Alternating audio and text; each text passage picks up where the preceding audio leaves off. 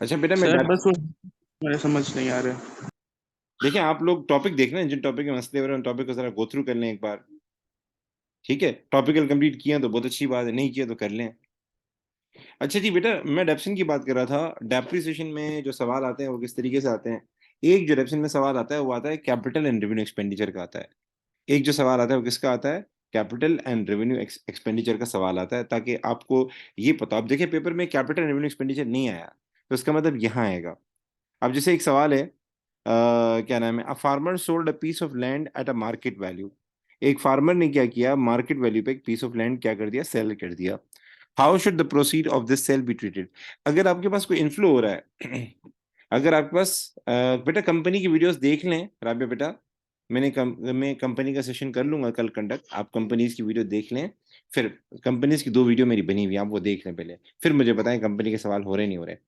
अच्छा जी, a farmer sold a piece of land at market value, how should the proceed of this sale be treated. हमारे पास जो पैसा आ रहा होता है ना, हमारे पास जो पैसा आ रहा होता है वो 2 तरीके से आता है। एक को हम कहते हैं रेवेन्यू रिसीट। रेवेन्यू रिसीट वो होता है जो कि आपकी आईएएस में आता है, जो आपका रिकरिंग नेचर का होता है, जैसे कि सेल्स हो गया, जैसे कि आपकी रेंट रिसीव हो गया, इंटरेस्ट रिसीव हो गया। ये वो एक्टिविटीज होती हैं जो कि हमारी ट्रेडिंग एक्टिविटीज हैं। मतलब ये हमारी नॉर्मल रूटीन वाली एक्टिविटीज हैं, मतलब हमारी ये नेचर है इसके जरिए पैसे कमाना। एक दुकान वाला है तो जाहिर सी बात है वो जो सामान बेचेगा उससे पैसा आएगा। वो दुकान का कुछ हिस्सा किसी को रेंट पे देगा, इससे पैसा आएगा। ये रूटीन की एक्टिविटीज है। लेकिन कुछ एक्टिविटीज ऐसी होती है जिनसे पैसा आता है लेकिन वो नॉन ट्रेडिंग एक्टिविटी होती है। मतलब वो आपका मेन पर्पस नहीं होता, वो कभी कभार होती है। जैसे कि ऑनर ने कोई इन्वेस्टमेंट की, पैसा आया। आपने कोई कर्जा लिया, पैसा आया। आपने कोई नॉन करंट एसेट पड़े पड़े खराब हो गया था, आपको चेंज करवाना था, आपने बेचा, पैसा आ गया। तो disposal of non current asset, loan वगैरह, और क्या नाम है, इन्वेस्टमेंट बाय ऑनर, ये सारे क्या कहलाते हैं, कैपिटल रिसीट कहलाते हैं। इसका आंसर होगा ए। अच्छा जी, आगे चलते हैं। तो मैं अगेन रिपीट कर दूं, पेपर में 11वां 12वां और 13वां, ज्यादातर ये वाला जो एमसीक्यू है ना 10 से लेके 13 तक, इसके बीच में कहीं ना कहीं आपको डेप्रिसिएशन के एमसीक्यूज मिलेंगे। अच्छी चीज क्या, डेप्रिसिएशन बिल्कुल स्टार्ट में नहीं आता, बीच में आता है, यानी 10th 11th 12th 13 इसमें से कोई 2 एमसीक्यू होंगे। और आएगा पेपर में, इतना बता दूं आपको। ये सोचना है कि इसके 2 एमसीक्यू नहीं आएंगे, आएंगे बेटा। Why should a trader provide for the depreciation of non current asset. हम डेप्रिसिएशन क्यों करते हैं, ये थ्योरी के सवाल है। ठीक है, तो हम देख लेते हैं। To match the cost against the revenue of the year which benefit from the use of the asset. आपने पढ़ा होगा, डेप्रिसिएशन पे हम अप्लाई करते हैं मैचिंग कॉन्सेप्ट। कौन सा कॉन्सेप्ट अप्लाई करते हैं, मैचिंग कॉन्सेप्ट। तो ये वन क्या हो गया, मैचिंग कॉन्सेप्ट की एप्लीकेशन हो गई। ठीक है। सर दूसरा, मैचिंग और मैचिंग में होता क्या था सर? मैचिंग में ये था कि हम मैचिंग कॉन्सेप्ट ये कहता है कि the expense incurred should be match against the income earned in that period. ठीक है ना। हमारे पास जो एक्सपेंसेस हम इनकर कर रहे हैं और जो हम इनकम कमा रहे हैं, तो अगर आप आईएएस बना रहे हैं 1 साल की, तो ये मैच होने चाहिए। मतलब इनकम भी उसी साल की आनी चाहिए, एक्सपेंस भी उसी साल के आनी चाहिए। अगर आपने एक्सपेंस ज्यादा पे किए हैं, लाइक आपका कोई प्री पेड है, तो वो माइनस करना होगा। अगर आपका कोई एक्सपेंस अक्रूड है इस साल का लेकिन पे नहीं किया, वो ऐड करना होगा। इसी तरीके से आपने कोई नॉन कनेक्टेड लिया है और वो आपका 10 साल चलेगा, तो उसकी जो भी कॉस्ट है वो 10 साल में डिवाइड करोगे, डिवाइड बाय 10 करोगे, जैसे कि स्ट्रेट लाइन मेथड है। ये मैचिंग कॉन्सेप्ट है। अच्छा जी, to provide a cash fund to enable the asset to be replace at the end of useful life, ये गलत है बेटा। ये नहीं है हमारे उसमें। पुराने जमाने में होता था कि ये जो है ना हमारे पास रिप्लेसमेंट कॉस्ट डेप्रिसिएशन, ये अब नहीं है concept. Third, to recognise that non current asset lose value with the passage of time, ये बात सही है। ये बात काफी हद तक सही है कि हमारे पास जो एसेट होता है वक्त के साथ साथ उसकी वैल्यू कम होती है, ये बात तो गलत नहीं है। और fourth, to spread the cost of the asset over its expected working life to avoid overstating profit. Prudence concept पढ़ा होगा आपने, वो ये कहता है एसेट को ओवरस्टेट नहीं करो। ठीक है, तो ये इसका आंसर क्या होगा हमारे पास, बी आंसर होगा। ठीक है। अच्छा जी, आगे चलते हैं। अब कुछ सवाल आते हैं, थोड़े से कैलकुलेशन टाइप के सवाल आते हैं। सर ये जी जी जी बेटा। इसका टू अब क्यों नहीं अप्लाई होता? यार पुराने जमाने में कॉन्सेप्ट होता था डेप्रेशन की, टू इसलिए अप्लाई होगा, एक तो डेप्रेशन नॉन कैश एक्सपेंस है। डेप्रेशन क्या है, नॉन कैश एक्सपेंस है। कभी डेप्रिसिएशन में ऐसा होता है कि आपका कैश जाता हो। अगर डेप्रेशन 4,000 आई तो आपकी जेब से 4,000 रुपए गए, ऐसा होता है। तो यहाँ लिखा हुआ है to provide a cash fund to enable the asset to be, यानी हम एक किस्म का रिजर्व बना रहे हैं। डेप्रिसिएशन क्या है, एक किस्म का रिजर्व बनाना है, ताकि फ्यूचर में कोई मसला हो जाए तो हमारे पास बैकअप पैसे मौजूद हो। तो ऐसा कुछ है, आपको लगता है डेप्रिसिएशन में ऐसा कुछ होता है क्या, हमारे जेब से पैसे जा रहे हो या हमारे पैसे बच रहे हो, पैसे जमा हो रहे हो, ऐसा तो कुछ नहीं है। जैसे घरों में कम्युनिटी डालते हैं, तो आपने देखा होगा, आप कम्युनिटी डाल रहे हैं, 4,000 रुपए हर महीने जा रहे हैं, तो बदले में क्या है, 10 साल के बाद एक अमाउंट अच्छा खासा जमा हो जाता है, आप वीसी लेते हैं, अपना कोई काम कर लेते हैं। डेप्सन में ऐसा कुछ लगता है आपको कि पैसे जमा हो रहे हैं हमारे, फ्यूचर में वो पैसे हमें जरूरत पड़ेगी? ऐसा तो कुछ भी नहीं है डेप्सन में। तो डेप्सन तो नहीं एक सर, नॉर्मल ऐसा कुछ एक्सपेंस है, आपको प्रॉफिट कम करता है। ठीक है, अच्छा जी, आगे चलते हैं। 13, equipment costing 20,000 was purchased on 1st January 2019. It has a useful working life of 5 years and residual value of 3,000.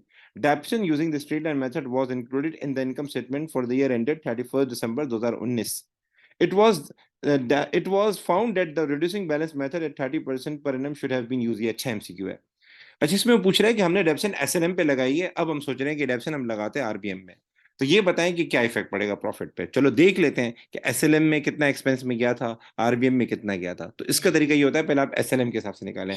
तो जब भी यूजफुल लाइफ दी हो ना, तो नॉर्मली फॉर्मूला ये यूज होता है डेप्सन का। अगर एसएलएम की हम बात करते हैं, cost divide minus, by year.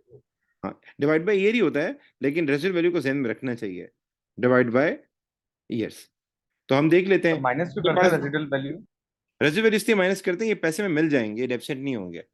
हम डेप्रिशिएट उस अमाउंट को करते हैं जो हमें नहीं मिलने वाला, हमारे जेब से चला जाएगा। तो अगर हमने 1 लाख का 20,000 का हमने खर्चा किया, जैसे सवाल में लिखा हुआ है, हमने 20,000 रुपए का खर्चा किया है, और हमें लगता है कि इसमें 3,000 रुपए में मिल जाएंगे। कितने मिल जाएंगे? 3,000 रुपये मिल जाएंगे। तो ये 3,000 नहीं होने चाहिए डेप्रिशिएट।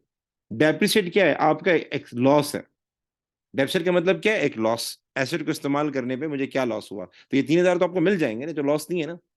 तो 20,000 रुपये हमने खर्चा किया, 20,000 में 3,000 मिल जाएंगे, तो 3,000 हम इसलिए माइनस कर देते हैं। डिवाइड करते हैं ईयर से। ईयर कितने दिए हैं सवाल में? 5 दिए हुए हैं। आप 5 से इसको डिवाइड कर दें, बताएं क्या आ जाएगा आंसर।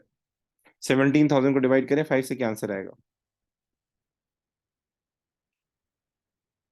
बेटा मेरे पास कैलकुलेटर नहीं है, अगर मैं वैसे अपने हिसाब से करूंगा तो 16,000 को डिवाइड बाय 5 करेंगे तो 4,000 आएगा। 3,400, तीन 3,400। 3,400, ओके। 3,400 हमारे पास डेप्शन आ जाएगी, ठीक है, एसएलएम के हिसाब सर से। डिवाइड बाय लेकिन वो 5 क्यों सवाल, किया? जी, हमने डिवाइड बाय 5 क्यों किया है? क्योंकि यूजफुल लाइफ 5 दी हुई है ना, वर्किंग लाइफ 5 दी हुई है ना, देखें। यूजफुल लाइफ इसने बोली है 5 ईयर है, यूजफुल लाइफ कितनी है? 5। सर एसएलएम में तो परसेंटेज से मल्टीप्लाई करता है ना। एसएलएम में दो फॉर्मूले हैं बेटा, एसएलएम में दो फॉर्मूले हैं, एक परसेंटेज वाला है, एक ईयर वाला है। अगर सवाल में परसेंटेज दी होगी तो परसेंटेज में क्या होता है, कॉस्ट में से हम स्क्रैप वैल्यू माइनस करते हैं, फिर मल्टीप्लाई करते हैं परसेंटेज। अच्छा, सवालों में ये होता था कि स्क्रैप वैल्यू होती नहीं थी, रेजुअल वैल्यू होती नहीं थी, तो माइनस करते ही नहीं थे। वरना एसएलएम में दो फॉर्मूले हैं, एसएलएम में एक फॉर्मूला ये ईयर वाला है, और एक दूसरा फॉर्मूला है, वो है cost minus residual value multiply percentage, ये वाला फॉर्मूला है, दो फॉर्मूले। अच्छा जी, सवाल में से ये बोला है कि एसएलएम में आपका आंसर आ गया 3,400। अगर हम आरबीएम करते तो आरबीएम में क्या होता? सर आरबीएम में ये होता कि हम लोग क्या करते, आरबीएम में अगर पहला साल है तो हम कॉस्ट ही लेते हैं, हम कॉस्ट लेते और मल्टीप्लाई करते परसेंटेज से। आरबीएम में कॉस्ट को मल्टीप्लाई परसेंटेज करते हैं। दूसरा साल है तो पुराने डिप्शन माइनस करते हैं। तो उसकी कॉस्ट कितनी है सर? उसकी कॉस्ट है 20,000, तो हम 20,000 लेंगे और मल्टीप्लाई करेंगे। आरबीएम की परसेंटेज कितनी दी है? 30% दी है, तो 30% से इसको मल्टीप्लाई कर देंगे। कितना आंसर आ जाएगा? तो सर ये इसमें रेजिडुअल वैल्यू माइनस नहीं करेंगे? नहीं, इसमें आरबीएम में नहीं करते। आरबीएम में रेजिडुअल वैल्यू माइनस नहीं करते, क्योंकि ये जो परसेंटेज निकाली जाती है ना आरबीएम में, इसमें पहले से वो कंसीडर होती है, वो हमारे कोर्स में नहीं है। तो आरबीएम के अंदर हम वो क्या नाम है, रेजिडुअल वैल्यू माइनस नहीं करते। सो 20,000 का आपने 30% निकाला, 6,000 आ गया। तो वो सवाल में ये पूछ रहा है कि ये बताएं कि इसका प्रॉफिट पे इम्पैक्ट क्या पड़ेगा। बोला पहले हमने एसएलएम पे लगाया, फिर हमें सोचा कि रिड्यूसिंग बैलेंस पे लगाना चाहिए था। अच्छा जी, तो ये बताएं what was the effect on the profit for the year ended 31 December of this error. हमारे प्रॉफिट पे क्या इम्पैक्ट पड़ा? हमने 3,400 से क्या किया? प्रॉफिट कम किया। ये हमारा रिडक्शन तो क्या एक्सपेंस है? डी होगा इसका आंसर। हमें 3,400 से कम किया। अब वैसे कम कितने से करना चाहिए था? 6,000 से कम करना चाहिए था। इसका मतलब मैंने प्रॉफिट को बढ़ा दिया ना। हो सी गया होगा ना? आंसर। मैं दोबारा रिपीट कर लूं, देखें, आपने एक्सपेंस में रिकॉर्ड किया 3,400, आपको बाद में एहसास हुआ कि यार एक्सपेंस में जाना चाहिए था 6,000। तो इस गलती का खमियाजा, इस गलती का क्या नुकसान हुआ, इस गलती का क्या इम्पैक्ट पड़ा, आपसे ये पूछ रहा है। वो ये नहीं बोल रहा है कि इस एरर को करेक्ट करो। वो ये बोल रहा है अगर हम एरर को करेक्ट करेंगे तो 3,400 के बजाय 6,000 पे आएंगे, तो जाहिर है हमारा प्रॉफिट कम हो जाएगा। वो कह रहा है ये जो हमने गलती की इसका क्या इम्पैक्ट पड़ा, गलती को ठीक नहीं करना, of this sir profit overstate हो गया प्रॉफिट 2006 ओवरस्टेट हो जाएगा, इसका आंसर हो जाएगा सी। ठीक है, तो ये डेफिनेशन के हमने 3 एमसीक्यू देखे, एक में थ्योरी का सवाल था, एक में कैपिटल रेवेन्यू का था, और ये तीसरा था, फिर उसके बाद दूसरा एमसीक्यू है अक्रूड एंड प्रीपेमेंट का। हम एक और पेपर करते हैं, उसमें भी मैं आपको जरा दिखाता हूँ डेफिनेशन के सवाल। सर ये क्वेश्चन मैं कल एमसीक्यू कर रहा था, उसमें आरबीएम में पहला साल लगा था, तो पहले साल में आरबीएम पे कॉस्ट लगा के आंसर कॉस्ट करना था कॉस्ट लगा के परसेंटेज आता से, है, जी जी है ना जी सर? जी, बट आंसर ऐसे। वो गलत आ रहा था सर, वो उसमें हाँ, प्रोविजन गिवन भी नहीं था हमें। वो मैं देख लेता हूँ, फिर बताता हूँ क्या मसला होगा। मुझे देखना पड़ेगा वो सवाल जो है पहले, जो आप बता रहे हो देखना पड़ेगा। अच्छा जी, अब ये देखें, ये एक और पेपर है, इसमें 15, 16 और 17 तीन एमसीक्यू आपके पास ऐसे हैं जो डेप्सन से रिलेट करते हैं। ये कैपिटल रेवेन्यू डेप्सन का सवाल आएगा तो कैपिटल रेवेन्यू भी आएगा, पेपर 2 में नहीं आया तो यहाँ जरूर आएगा। तो which item should be treated as capital expenditure. Expense दो तरह के होते हैं, एक वो एक्सपेंस होता है जो रोजमर्रा के एक्सपेंस होते हैं, जो अमूमन मेंटेनेंस के लिए होते हैं, ऑपरेशनल एक्सपेंसेस के तौर पे काम आते हैं, रेंट, इंश्योरेंस वगैरह जो आईएएस में आते हैं। और एक वो एक्सपेंसेस होते हैं जो लॉन्ग टर्म आपको फायदा देते हैं, जैसे कि कोई नॉन करेंसी आपने एक्वायर कर लिया या उससे रिलेटेड जो खर्चे हो गए। तो ये पूछ रहा है कि इनमें से कैपिटल एक्सपेंडिचर कौन सा है। जी, सर बी बी होगा होना सर। चाहिए। चलिए बी देख हो लेते गया हैं। Sir. The annual depreciation on office premises, ये तो आपका आईएएस में आता है, ये नहीं होगा। सी, द कॉस्ट ऑफ रिपेयरिंग, जो चीज रिपीट हो ना वो नहीं होती, री मतलब रिपीट हो रही है ये चीज, ठीक है ना, ये भी नहीं होगा। D, purchase of new computer for resale, वैसे परचेज ऑफ न्यू कंप्यूटर तो वैसे आपका कैपिटल एक्सपेंडिचर, लेकिन इसने रीसेल का वर्ड यूज कर दिया ना। इसका मतलब है कि हमारा बिजनेस है, एक चीज अगर आप इस्तेमाल के लिए खरीदो तो वो नॉन करंट एसेट में आता है। एक चीज पे आपने बेचने की नियत की हो कि उसको आगे बेचना है, तो फिर वो गुड्स का पार्ट बन जाता है, तो ये बेसिकली गुड्स की बात वो कर रहा है। इन्वेंट्री में आ उसका जाएगा ना सर? इन्वेंट्री में आ जाएगा, शाबाश। इन्वेंट्री हमारा परचेजेस जो है वो आईएस में जाता है, परचेजेस हमारा नहीं होता, ठीक है ना। लेकिन अगर कोई नॉन करेंशियल परचेज किया है, अब इसमें बोला द कॉस्ट ऑफ बिल्डिंग, हमने बिल्डिंग में बढ़ाया, इन्हें एक फ्लोर बढ़ा दिया, जगह बढ़ा दी, तो ये आएगा, बी आएगा, इसका आंसर होगा बी फॉर बॉल। आगे चलते हैं। On the last day of the financial year, Khalid purchased office fitting 900. This was incorrectly recorded as office expense 90. हमने एक नॉन करेंशियल खरीदा था 900 का, हमें ये जाके लिखना था, अपने एसेट में जाके लिखना था, नॉन करेंशियल में जाके लिखना था इसको। हमने गलती से क्या कर दिया, इसको जाके अपनी आईएस में जाके लिख दिया, अपने एक्सपेंस का पार्ट बना दिया। Khalid does not charge depreciation in the year of purchase, Khalid ने डेप्सन नहीं लगाई थी जिस साल उसने खरीदा था। What was the effect on the profit for the year, ये बताएं इस सर गलती ये से होगा प्रॉफिट सर। पे क्या इम्पैक्ट पड़ा। ये होगा सर। इस गलती डी से होगा सर।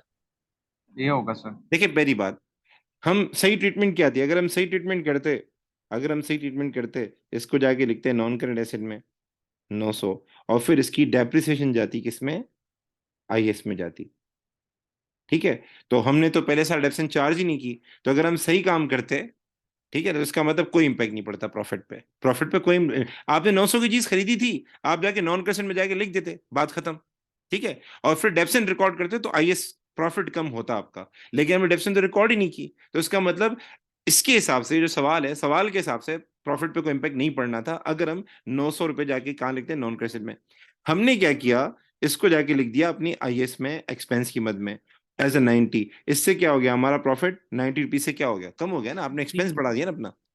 हाँ तो मुझे पता है ये हमारा होगा ना सर? प्रॉफिट, अंडर स्टेट हुआ है, ओवर स्टेट हुआ है, हमारा प्रॉफिट ओवर स्टेट होगा, ओवर स्टेट होगा सर। अंडरस्टेट है सर, बेटा जरा एक्सपेंसेस में सवाल हमने को करा जरा है तो पढ़िए, अंडरस्टेट होगा। बेटा हमने एक्सपेंस में रिकॉर्ड किया है ना, वो कह रहा है this was incorrectly recorded as office expense, ये हमने जाके अपने ऑफिस एक्सपेंस में जाके लिखा है। ऑफिस एक्सपेंस हमारा एक्सपेंस है, प्रॉफिट को रिड्यूस करता है, तो इस गलती से क्या हुआ, हमारा प्रॉफिट 90 रुपए से क्या हो गया, कम हो गया। मोबाइल दीजिएगा। अच्छा जी, जरा इस सवाल को देखते हैं, मोबाइल दीजिएगा, कॉल आ रही है मेरी। एज इज ए ट्रेडर, दीजिए, एक मिनट सफर करें, नजर कॉल देखो किसकी आ रही है। अच्छा जी, ये जरा सवाल देखिए, मैं जरा एक कॉल अटेंड कर लेता हूँ, एक कॉल आ रही है, मैं जरा कॉल अटेंड कर लूँ। जी जी, ये सारा सवाल देखें। AG is a trader. She uses the following method of depreciation for different type of non-current asset. Straight line method 20%, reducing balance 25%, revaluation, तीन तरह के मेथड यूज कर रही है। जी राव, राव, हेलो, वालेकुम सलाम, मैं भी क्लास से रहा हूँ, मैं सिर्फ आपको 15 मिनट में कॉल करता हूँ, ठीक है ना, मैं क्लास से रहा हूँ, 15 मिनट में। ओके। अच्छा जी, on 1 January year 1 AG purchase small item of equipment costing total of 2400 and fitting costing 8000, ठीक है। अच्छा जी, ये स्मॉल आइटम है, नोट कर लें, स्मॉल आइटम खरीदे हैं इसने इक्विपमेंट्स की, ठीक है। On 31st December year 2, AG estimated that equipment was worth 70% of original cost, ठीक है, यानी ये इसकी क्लोजिंग वैल्यू आ गई। The statement of financial position showed the net book value of equipment as 1680 and fitting 4800, ठीक है। अच्छा जी, which debtion method has AG used? Sir थोड़ा नीचे करिएगा इसको। ये अच्छा सवाल लग रहा है मुझे। अजी के पास दो आइटम है, एक फिटिंग है, एक इक्विपमेंट है। इक्विपमेंट पे उसने पहले लगाया 2400 का इसने खरीदा था, ठीक है ना। ईयर 2 में एजी को पता लगा कि इसकी 70% वैल्यू है। The statement of financial shows the net book value of equipment was 1680 and fitting 4800। Sir ये तो पता है, इक्विपमेंट पे तो स्ट्रेट लाइन है, तो सर डी होना चाहिए क्योंकि स्ट्रेट लाइन तो एक ही में है ना सर। देख लेते हैं, ईयर 1 ईयर 2 आपने एक चीज खरीदी थी 2400 की, और एक चीज खरीदी आपने कितने की, 8000 रुपए की खरीदी, ठीक है ना। पहले 8000 वाले पे आते हैं। 8000 वाली जो है ना, 8000 वाली, उसकी वैल्यू 2 साल बाद आ रही थी 4800। कितनी आ रही है, 4800। हम देख लेते हैं, अगर आपने इस पे रिड्यूसिंग बैलेंस अप्लाई किया होता तो क्या होता, 8000 वाले पे क्या होता। तो पहले साल की 25% कितनी हो जाएगी, बताओ मुझे। ये चलो स्ट्रेट लाइन मेथड कर देते हैं, अगर स्ट्रेट लाइन मेथड अप्लाई किया होता 8000 पे तो कितना हो जाता, 8000 का 20% आ जाता कितना, 1600। 1600 आपने माइनस किया, देन ईयर 2 में 1600 माइनस किया, कितनी वैल्यू जाएगी इसकी 2 साल के बाद, जल्दी बताओ।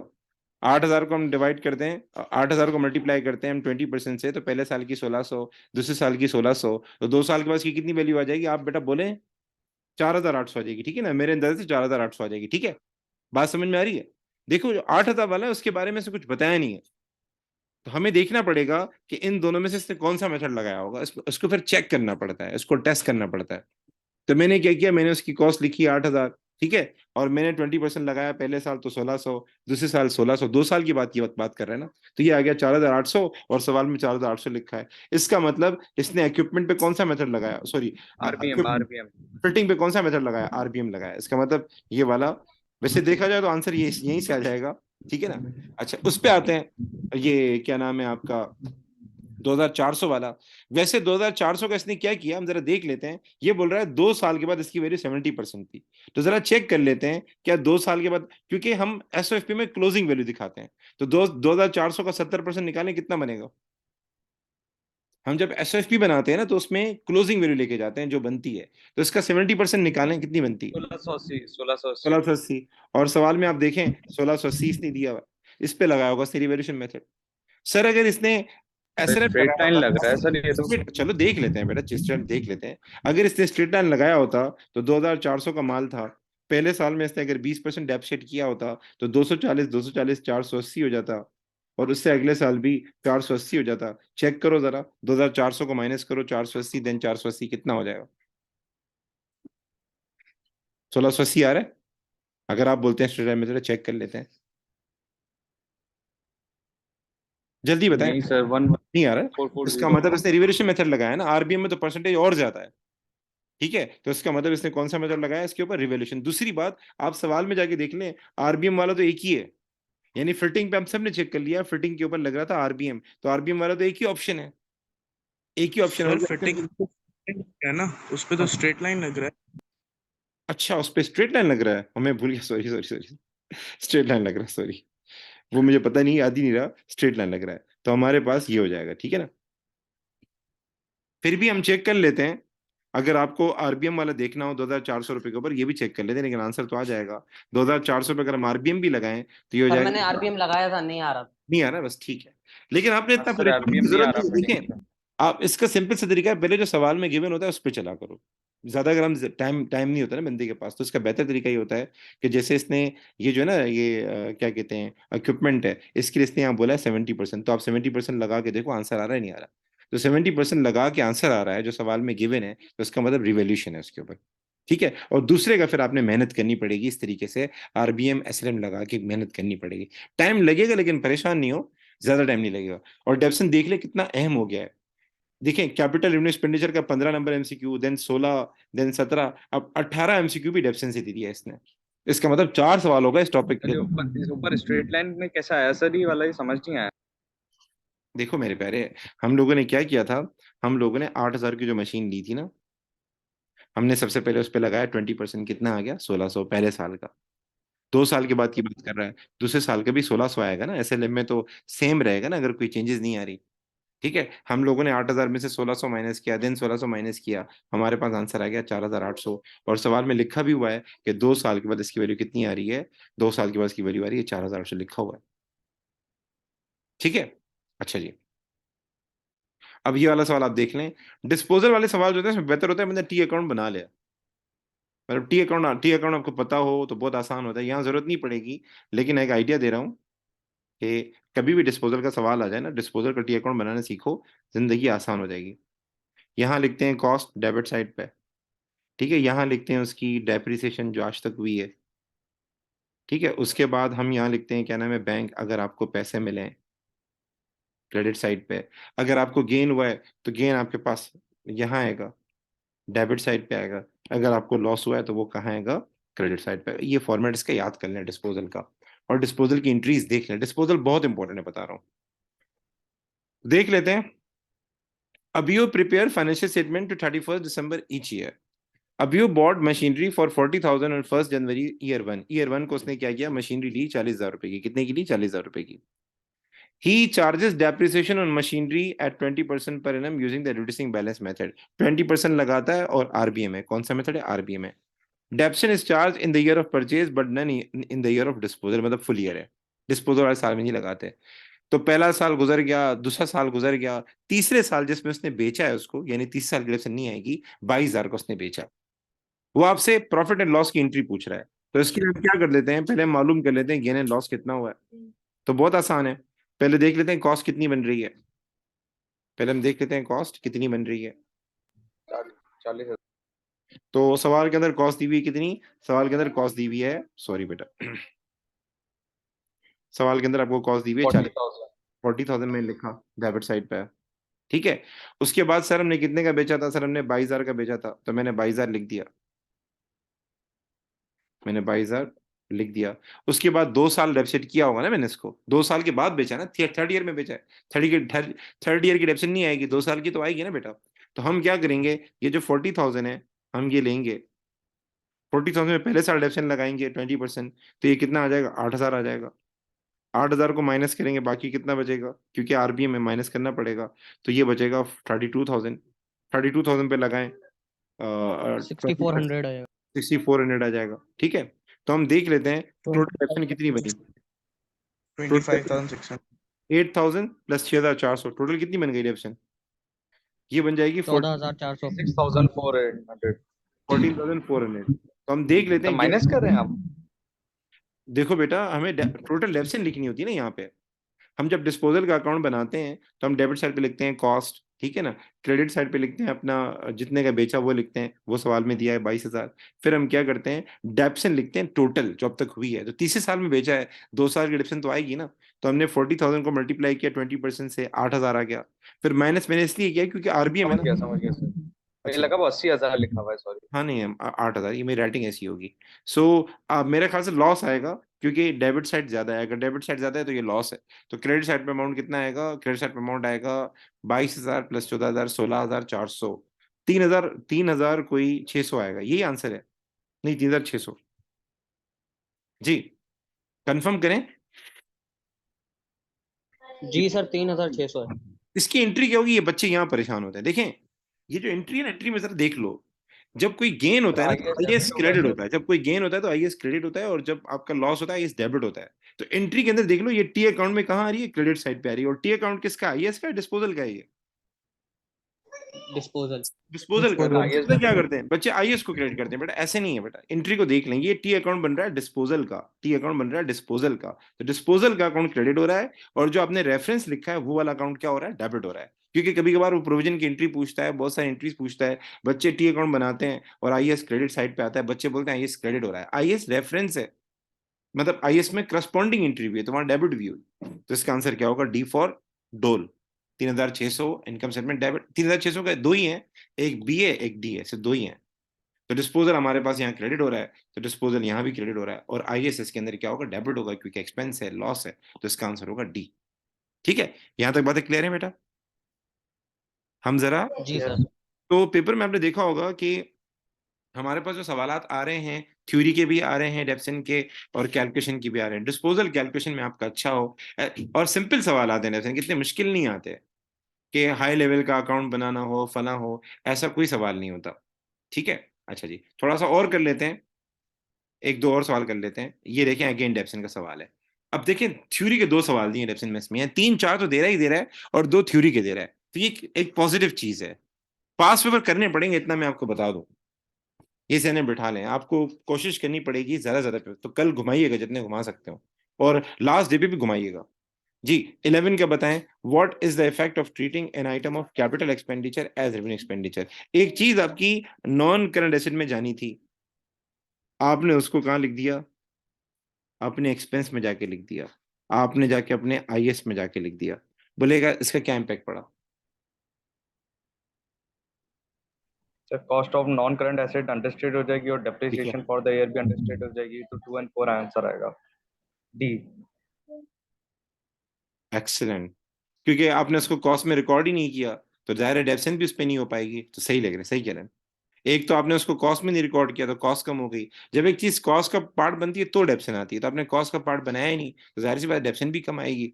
ठीक है, बाकी एसेट्स की आएगी, उस एसेट की नहीं आएगी। तो इसका आंसर आपने कहा 2 और 4, तो इसका आंसर होगा डी फॉर डॉग, सही बताया। चलिए जी, 12 पे आ जाए। Why does a business provide for depreciation on non current asset. हम डेप्सन क्यों रिकॉर्ड करते हैं? बहुत सिंपल है, डेप्सन हम क्यों रिकॉर्ड करते हैं? अब देखिए, ये वही सी वाला होगा पॉइंट सर। है, टू रिटेन कैश फॉर, ये जो आपसे मैंने बात की ना, साथ ने मुझे पूछा कि सर ये वाला पॉइंट समझ में नहीं आता, ये वो वाले होगा पॉइंट सर। कि डेप्सन हमारे पास एक कैश एक्सपेंस है। डेप्सन की मद में हम पैसे जमा कर रहे होते हैं ताकि फ्यूचर में हम जाके नॉन क्रेडिट खरीद सके, तो ये बात गलत है। अच्छा जी, तो हमारे पास ए है, to charge the cost of non credit. Sir हम पूरी कॉस्ट नहीं लेके जाते, हम हर साल थोड़ा अमाउंट लेके जाते हैं। और फिर भी पढ़ लेते हैं, to ensure that non credit appear at book value in the statement of financial position. ठीक है ना? अच्छा, C, to ensure that matching principle is applied when preparing financial statement. ये सी ज्यादा अच्छा लग रहा है, to ensure that a matching principle is applied when preparing financial statement। बाकी to ensure that non-cash assets appear at book value in the statement of financial position, ये वाली बात भी ज्यादा अच्छी लग रही है। to charge the cost of non-current asset against profit in the year of purchase। अब इसमें बोला सिर्फ परचेज वाले साल में, ये बात तो गलत है। तो बी एंड सी में मुझे शक है, फिर भी हम पढ़ लेते हैं ताकि ज्यादा क्लियर हो जाए। to ensure that non-cash assets appear at book value in the statement of financial position, to ensure that a matching principle is applied। Matching principal ज्यादा अच्छा होगा क्योंकि उसमें दोनों बातें आ जाएंगी। ठीक है ना? मैचिंग प्रिंसिपल ज्यादा ऐसे अच्छा। एमसीक्यूज होते हैं, इसको दो सही होते हैं, तो उसमें थोड़ा कंफ्यूज हो जाता ये हूँ मैं। मैं भी इसमें थोड़ा परेशान हो गया, क्योंकि अब इसने यहाँ बोला है स्टेटमेंट ऑफ फाइनेंशियल पोजीशन ना, तो थोड़ा सा मुझे ये हुआ कि इसमें आईएएस वाली बात नहीं टच हो रही। हम डेप्सन का जो मेन काम है, दो काम है। पहला काम एसेट की वैल्यू को कम करना, दूसरा प्रॉफिट को कम करना। ठीक है, तो सी वाली बात मुझे ज्यादा अच्छी लगी, क्योंकि जो चीज आपको, अब डेप्सन में क्या है, कुछ लोग कहते हैं depreciation is the consumption of economic benefit. मतलब एक चीज आपने ली, तो उसमें से जो फायदा उठाया वो आपने आईएएस में लिखा, जो फायदा आगे उठाना है वो आप एसएफपी में लिखते हैं। तो मैचिंग प्रिंसिपल में क्या होता है, एक चीज आपने 1 लाख की खरीदी, 10 साल चलेगी, तो जितना फायदा मैंने इस साल उठाया वो मैंने आईएएस में लिखा, बाकी फायदा मुझे अगले साल मिलेगा वो मैंने एसएफपी में लिखा। तो इसमें ये कि आप कंफ्यूज नहीं हो, आप थोड़ा दोबारा पढ़ लें, रीड कर लें, फिर जो आपको सही लगे उस पर आप टिक करें। ठीक है, इसका आंसर फिर भी आप लोग चेक कीजिएगा, क्योंकि मैं भी समझता हूँ हो सकता है ऐसा मसला हुआ हो। 13 पे आ जाए। Machinery which had cost 629। अब ये कैलकुलेशन का सवाल है। एक मशीनरी थी 6290 की, हमने बेचा 3100 में, और डिस्पोजल अकाउंट में प्रॉफिट आ रहा था 584 का। अब डिस्पोजल का अकाउंट बनाना सीख लो, जिंदगी आसान हो जाएगी। कॉस्ट कहाँ लिखेंगे हम लोग? डेबिट साइड पे 6290। 6290, और हमने बेचा उसको कितने का? 3100 का। ये भी कहाँ आएगा? क्रेडिट साइड पे। और हमें प्रॉफिट हुआ है, प्रॉफिट किस साइड आता है? प्रॉफिट हुआ है, profit debit debit debit. Side पे, डेबिट साइड पे डेबिट साइड पे आएगा, ये डिस्पोजल। याद कर। ठीक है, आपसे पूछा ये कि ये बताओ कि जब हमने इसको बेचा था, डेप्शन कितनी थी, और how much was the डेप्शन and which side, disposal के किस साइड पे आ रही थी। तो हम सबको पता है डेप्शन कहाँ आएगी, डिस्पोजल के क्रेडिट साइड पे आएगी। ठीक है, अब वो कितनी थी, अब इसके लिए हम क्या कर लेते हैं, कैलकुलेशन कर लेते हैं। तो देख लेते हैं, 6000 + 500 ये हो जाएगा 6500 प्लस 200 सी आएगा। 6700 जी सी सर आएगा। 3774। जी। तो इसका आंसर होगा सी। ठीक है ना बेटा, 13 का सी आंसर होगा। तो ये बेटा मैंने सर आपको डी होना चाहिए ना सर, क्योंकि वो डिस्पोजल तो फिर वो जाके तो हम उसका देख रहे हैं ना। आपने जो आईएएस में भी पहली बात बताई थी, वो क्रेडिट साइड पर आता है, फिर उसको हम जी जी डेबिट साइड पे बेटा, उसने ये लिख नहीं लेते पूछा, हैं एंट्री में। उसने ये नहीं पूछा कि प्रोविजन का अकाउंट क्या हो रहा है। उसने पहले सवाल जरा पढ़े, वो कह रहा है कि and on which side of the disposal account, disposal की किस साइड पे आएगी डेप्रिसिएशन। तो आप डिस्पोजल की, ये डिस्पोजल का अकाउंट आप बना रहे हैं, आप डेप्सन को किस साइड लिखेंगे, डेबिट साइड या क्रेडिट साइड। अगर मैं आपको बोलता हूँ एक एसेट है, उसकी डेप्सन 3000 रुपये या 4000 रुपये, कहाँ लिखेंगे, डेबिट साइड पे क्रेडिट साइड पे, मुझे बताएं।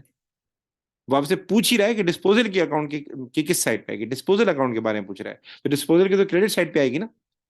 मैं अगर आपको बोलूं जो हम चीज सेल करते हैं, जो हमें पैसे मिलते हैं, वो डिस्पोजल के किस साइड आते हैं, हम ये बोलेंगे ना क्रेडिट साइड पे आते हैं। उसने इसकी जी यस इंटरेस्ट पूछी, अगर वो ये पूछता है कि डेप्सन के अकाउंट क्या होगा, डेप्सन के अकाउंट में किस साइड आएगा, तो वहां डेबिट होता है। प्रोविजन फॉर डेप्सन के अकाउंट में वो डेबिट साइड पे आता है। ठीक है बेटा, तो अभी हम क्लास एंड कर लेते हैं। इंशाल्लाह कल भी मैं, हो सकता है आपकी क्लास ऑनलाइन हो सकता है कल फिर 2 लूँ क्लासेस में आपकी, क्योंकि इको का पेपर है तो लोड कम होगा, तो कल फिर मैं 2 क्लासेस लूंगा इंशाल्लाह। ठीक है, टॉपिक मुझे बता दीजिएगा और आप भी थोड़ा पढ़ना शुरू कर लें। अल्लाह हाफिज बेटा।